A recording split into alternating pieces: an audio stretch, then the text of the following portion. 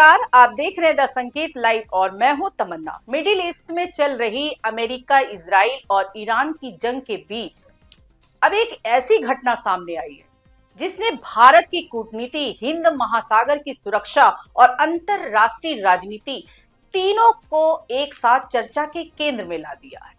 क्योंकि खबर यह है कि अमेरिका ने ईरान के युद्धपोत IRIS देना को श्रीलंका के पास हिंद महासागर में हमला कर डुबो दिया है और इस हमले में 80 से ज्यादा ईरानी नौसैनिकों की मौत की खबर सामने आ रही है, जबकि कई नाविक अब भी लापता बताए जा रहे हैं और करीब 30 घायल नाविकों को श्रीलंका की नौसेना ने बचाकर अस्पताल पहुंचाया है।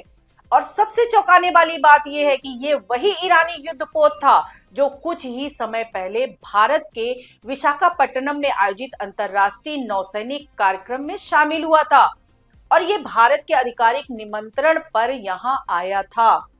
यही कारण है कि इस घटना को लेकर भारत की भूमिका और भारत की प्रतिक्रिया को लेकर कई गंभीर सवाल उठ रहे हैं। रिपोर्ट के मुताबिक यह युद्धपोत IRIS देना भारत में आयोजित इंटरनेशनल फ्लीट रिव्यू और बहुराष्ट्रीय नौसैनिक अभ्यास MILAN 2026 में हिस्सा लेने के बाद अपने देश ईरान लौट रहा था। इस कार्यक्रम में दुनिया के कई देशों की नौसेनाएं शामिल हुई थीं और भारत ने अपने समुद्री कूटनीतिक संबंधों को मजबूत करने के लिए इस आयोजन को बेहद अहम माना था।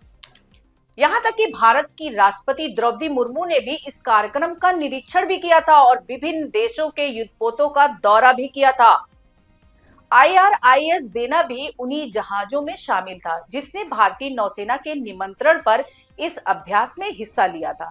लेकिन अब सवाल ये उठ रहा है कि जब ये जहाज किसी युद्धक मिशन पर नहीं बल्कि एक अंतरराष्ट्रीय नौसैनिक कार्यक्रम में भाग लेकर लौट रहा था, तो आखिर हिंद महासागर में उस पर हमला क्यों किया गया?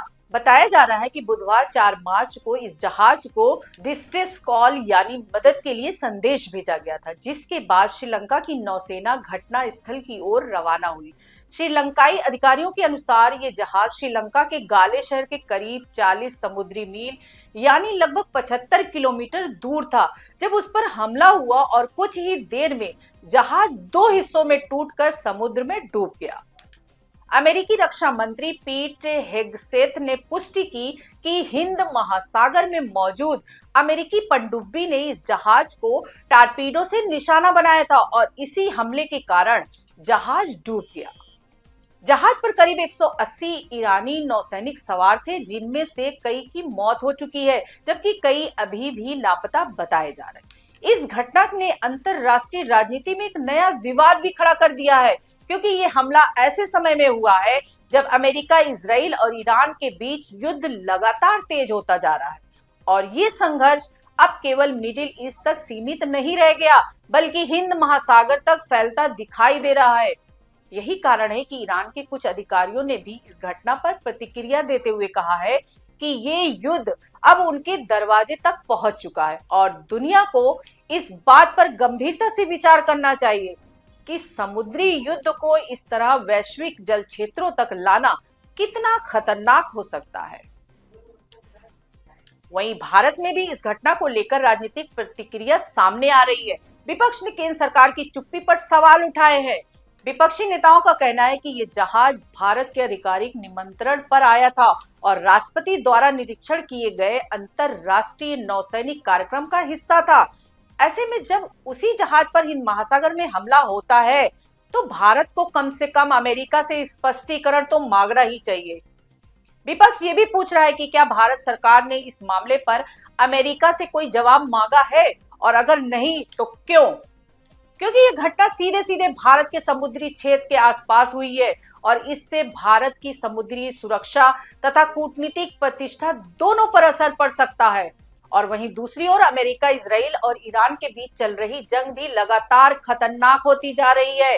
रिपोर्ट के मुताबिक अमेरिका और इजराइल अब तक ईरान में 5000 से ज्यादा बम गिरा चुके हैं और 20 से अधिक ईरानी युद्धपोतों को नष्ट कर चुके हैं। इन हमलों में 1000 से ज्यादा लोगों की मौत हो चुकी है, जबकि ईरान ने भी जवाबी कार्रवाई करते हुए मिडिल ईस्ट के 9 देशों में मौजूद अमेरिकी सैन्य ठिकानों पर हमले किए हैं। इस पूरे संघर्ष के बीच अमेरिकी संसद में भी एक महत्वपूर्ण प्रस्ताव लाया गया था, जिसमें राष्ट्रपति डोनाल्ड ट्रंप को ईरान के खिलाफ आगे सैन्य कार्रवाई से रोकने की मांग की गई थी, लेकिन यह प्रस्ताव पारित नहीं हो सका। मतदान में प्रस्ताव के पक्ष में 47 और विरोध में 53 वोट पड़े और बहुमत न मिलने के कारण ये प्रस्ताव खारिज हो गया। इसका मतलब ये है कि राष्ट्रपति ट्रंप ईरान के खिलाफ सैन्य कार्रवाई जारी रख सकते हैं, यानी आने वाले दिनों में ये संघर्ष और भी तेज हो सकता है। इसी बीच ईरान ने भी इजराइल को कड़ी चेतावनी दी है। एक ईरानी सैन्य अधिकारी ने कहा है कि अगर अमेरिका और इजराइल ईरान में सत्ता परिवर्तन की कोशिश करते हैं तो ईरान दक्षिणी इजराइल में स्थित डिमोना न्यूक्लियर सेंटर को निशाना बना सकता है। डिमोना वही परमाणु केंद्र है जिसे इजराइल की परमाणु शक्ति का सबसे महत्वपूर्ण केंद्र माना जाता है, और अगर उस पर हमला होता है तो ये पूरे क्षेत्र के लिए विनाशकारी स्थिति पैदा कर सकता है।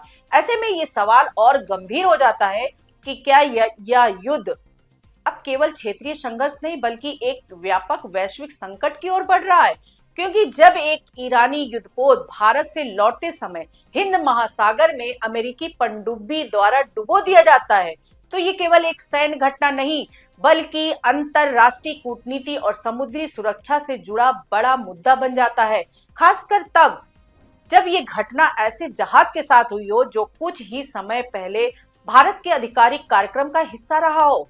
अब पूरी दुनिया की नजर इस बात पर है कि भारत इस मामले में क्या प्रतिक्रिया देता है। क्या भारत अमेरिका से स्पष्टीकरण मांगेगा या फिर इस मुद्दे पर कूटनीतिक स्तर पर कोई कदम उठाएगा? फिलहाल इतना तय है कि हिंद महासागर में हुई इस घटना ने वैश्विक राजनीति में एक नया तनाव पैदा कर दिया है और ये आने वाले दिनों में अंतरराष्ट्रीय संबंधों को भी प्रभावित कर सकता है।